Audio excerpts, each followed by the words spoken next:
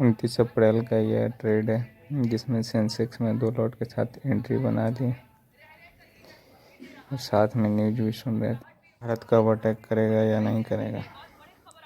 चलिए देखिए ट्रेड।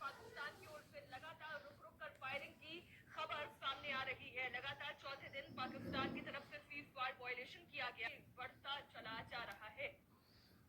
सात समंदर पार भी इस हमले का विरोध हो रहा है, लेकिन सबसे पहले बात पहलगाम की, जहां इस वक्त मैं मौजूद हूँ। पहलगाम जो क्लब है वो यहाँ पर है, जो पब्लिक गार्डन है वो यहाँ पर है। ठीक यहाँ से आगे की तरफ अगर हम बढ़े तो रास्ता बाइफलन की तरफ जाता है। अभी भी पहलगाम आकर यहाँ के नजारे को देखने के लिए तो छूट है, लेकिन बाइफलन में अभी भी उस क्राइम स्पॉट पर ना पत्रकारों को और ना ही आम नागरिकों को वहां पर जाने की इजाजत, ना ही यहाँ के लोकल्स को वहां पर जाने की इजाजत दी जा रही है।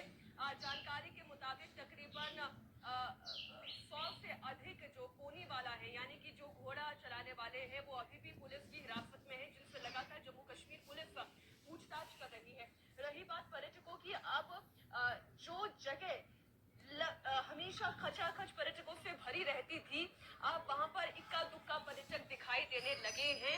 लोग यहाँ पर आते हैं, घूमते हैं और उसके बाद चले जाते हैं, जबकि इस आतंकी घटना से पहले यहाँ के होटल्स कंप्लीटली बुक्ड थे। इतना कि ओवर बुकिंग चल रही थी, लोगों को बुकिंग नहीं मिल पा रही थी। एक बड़ा सेटबैक जरूर यहाँ के टूरिज्म सेक्टर को लगा है, लेकिन ये कहा जा सकता है कि धीरे धीरे लोगों का विश्वास एक बार फिर वापस बढ़ रहा है और लोग यहाँ पर आने लगे हैं। हालांकि सुबह सुबह का समय है और जो इस वक्त लोगों की आप आवाजाही देख रहे हैं वो ज्यादातर स्कूली बच्चे हैं। इस इलाके में पढ़ने वाले बच्चे जो अनंतनाग के स्कूल से पढ़ते हैं, उन लोगों की आप मूवमेंट देख पा रहे हैं, लोकल्स की मूवमेंट देख पा रहे हैं। लेकिन पर्यटकों का अभी अगर मैं यूं कहूं कि पहले 100 था, तो आज की तुलना में इसे देखें वो इक्का दुक्का दिखाई दे रहा है और इसी को बढ़ाने की थोड़ी जरूरत है, जो यहाँ के लोकल्स भी कह रहे हैं। इसी बीच बड़ी खबर आपको बता दें, पहलगाम आतंकी हमले के बाद भारत ने सीमा पर चौकसी बढ़ा दी है। पाकिस्तान ने एक बार फिर अपनी नापाक हरकत दिखाई है। आपको बता दें, पिछले 4 दिनों से पाकिस्तान की तरफ से लगातार सीज फायर वायलेशन हो रहा है। लगातार चौथी रात भी गोलीबारी जारी रखी गई। पाकिस्तान नियंत्रण रेखा के पार बिना उकसावे के छोटे हथियारों की गोलाबारी की खबरें सामने आ रही हैं।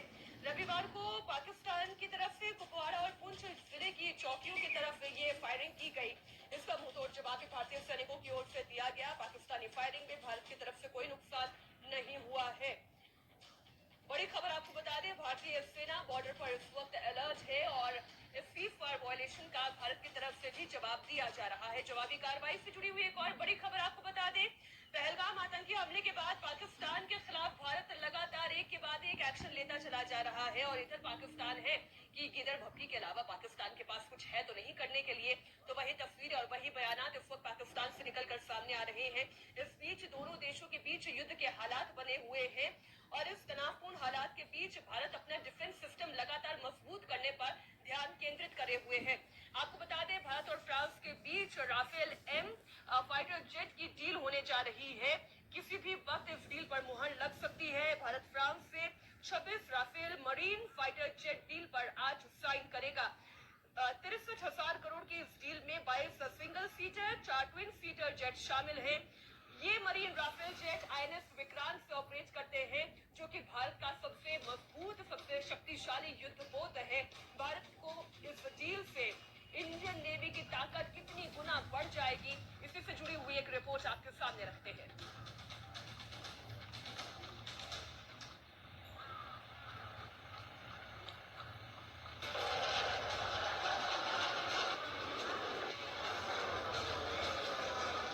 तो ये प्रधानमंत्री नरेंद्र मोदी बहुत भली भांति जानते हैं और इन्हीं सब चीजों पर जो है ये कह सकते हैं कि वो थोड़ी सी सीक्रेसी जो है वो मेंटेन की जाती है। ठीक है, बहुत शुक्रिया आपका तमाम जानकारी के लिए। उनकी ये मुलाकात पहलगाम हमले को लेकर, जो ऑपरेशन चल रहा है, जो समीक्षा की जा रही है, जो रणनीति है, उन सब चर्चाओं पर यहाँ जिक्र होगा कि आखिरकार अभी तक क्या क्या हुआ है। पहले आर्मी चीफ से मिले रक्षा मंत्री, अब प्रधानमंत्री से मुलाकात करने के लिए पहुंचे। 5 दिनों में कम से कम 2 बार सुरक्षा बल पहलगाम में हमला करने वाले आतंकियों के करीब तक पहुंच गए। जिस जगह पर आतंकियों को घेरा गया वो पहलगाम से 20 किलोमीटर दूर है। साउथ कश्मीर के जंगलों में ये आतंकी छिपे हैं जिन्होंने हमला किया था। 2 बार आतंकियों के करीब पहुंचे सुरक्षा बल।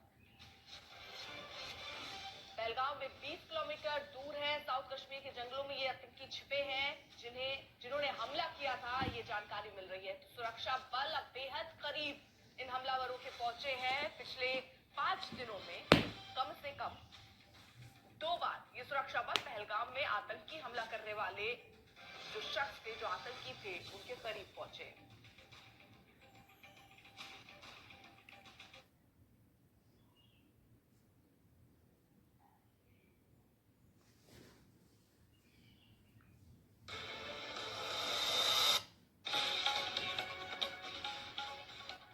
आज तक डिजिटल ब्रेकिंग में इस वक्त की बड़ी खबर, पहलगाम आतंकी हमले के बाद कार्रवाई, कई पाकिस्तानी यूट्यूब चैनलों पर प्रतिबंध, 16 पाकिस्तानी यूट्यूब चैनलों पर प्रतिबंध, डॉन न्यूज, समा। पहलगाम में हाल ही में हुए आतंकी हमले के बाद पूरे जम्मू कश्मीर में सुरक्षा व्यवस्था को हाई अलर्ट पर रखा गया। केंद्रीय मंत्री डॉक्टर जितेंद्र सिंह ने उधमपुर में जिला प्रशासन और सुरक्षा एजेंसियों के साथ अहम बैठक की। मौजूदा सुरक्षा हालात की समीक्षा की गई और आगामी रणनीति पर चर्चा की गई। पहलगाम में हुए हमले के बाद पूरे राज्य में सुरक्षा एजेंसियां अलर्ट पर, लगातार सर्च ऑपरेशन चलाए जा रहे हैं।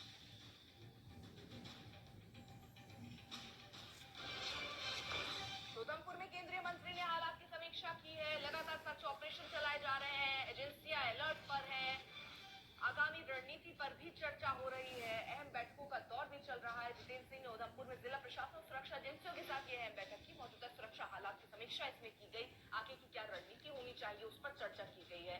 पूरे जम्मू रीजन में आपको बता दें हाई अलर्ट है। उधमपुर में केंद्रीय मंत्री ने हालातों की समीक्षा ली, सर्च ऑपरेशन भी लगातार चलाए जा रहे हैं।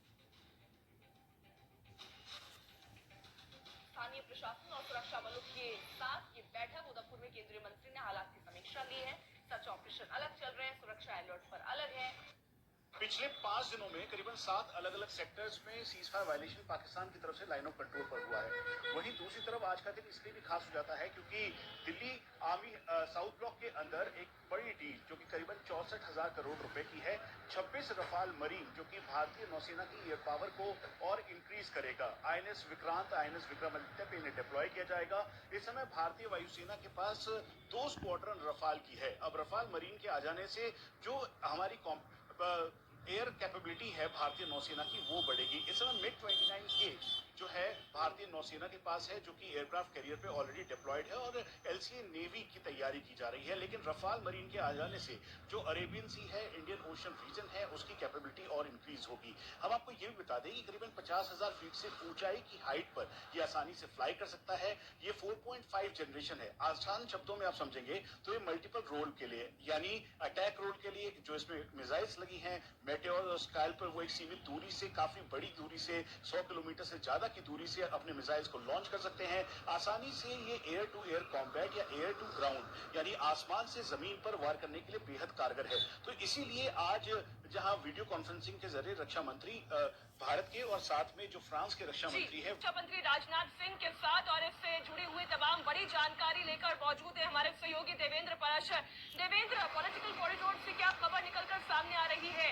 आज की बैठक में क्या बड़ा फैसला लिया जा सकता है? रक्षा मंत्री की मुलाकात हुई थी CDS के साथ, उसमें डिफेंस सेक्रेटरी भी मौजूद थे और इसी डील को लेकर बातचीत हुई थी। लेकिन जब प्रधानमंत्री के साथ रक्षा मंत्री की मुलाकात हुई तो समझा जा सकता है कि जो मौजूदा सिनेरियो है पाकिस्तान के साथ जो चल रहा है पहलगाम हमले के बाद, जाहिर तौर पर सिक्योरिटी को लेके जो भी कंसर्न है या जो भी हमारी तैयारी है, इन सारी चीजों पे समझा जा सकता है कि बातचीत तो होगी ही होगी। और प्रधानमंत्री रक्षा मंत्री आने से जब वहां पे मौजूद रहेंगे तो, और कुल मिलाकर जो मौजूदा माहौल है इसके हिसाब से भारत बहुत रणनीति के तहत आगे बढ़ रहा है कि इसमें कैसे क्या करना है। जैसे अभी थोड़ी देर पहले पाकिस्तान की तरफ से जो यूट्यूब के मार्फत सोशल मीडिया पर पहलगाम हमले के बाद एक तरह से विद्वेष फैलाने की कोशिश की जा रही थी, उसमें ऐसे 16 यूट्यूब चैनल को भारतीय सरकार ने बैन किया है। और इससे ये समझा जा सकता है कि चाहे नैरेटिव के मामले पे हो या फिर ग्राउंड पे तैयारी के मामले में सिक्योरिटी कंसर्न को लेके या फिर एडवांस प्रिपरेशन के मामले में जो कि राफेल एम के साथ हो रहा है, इन सारी चीजों पे भारत की रक्षा के क्षेत्र की तैयारियां